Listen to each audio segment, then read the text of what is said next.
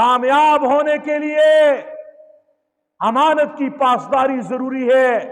والذین هم لاماناتهم وعدهم راعون، کامیاب ہوگا جو امانت پہ ڈنڈی نہیں مارے گا، امانت پہ خیال کرے گا۔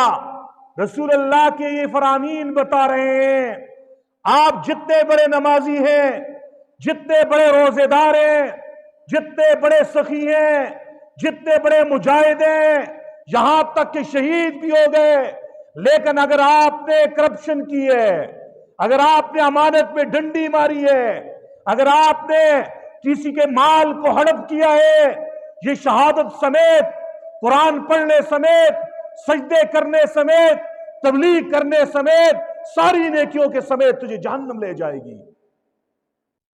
کیا فرمایا؟ یہ ایک تسمہ بھی یہ جہنم کا تسمہ ہے۔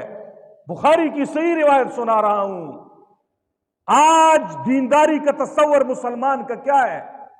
ہم اسی کو بڑا نیک سمجھتے ہیں جو 5 وقت کا نمازی ہو، ہاتھ میں تسبیح ہو، سر جھکایا ہوا ہو، باقی ہاتھ میں تسبیح لے کر یہ دکان میں غلط تولتا ہے، ہاتھ میں تسبیح لے کر دوسرے کی زمین پہ قبضہ کر رہا ہے، ہاتھ میں تسبیح لے کر یہ دفتر میں رشوت لے رہا ہے، ہاتھ میں تسبیح لے کر یہ ڈیوٹی پوری نہیں کر رہا، ہاتھ میں تسبیح لے کر یہ قوم و ملت کے خزانے کو لوٹ رہا ہے، کہتا ہے میں بڑا نیک ہوں، ایسے ہی نیک سے جہنم کا افتتاح کیا جائے گا۔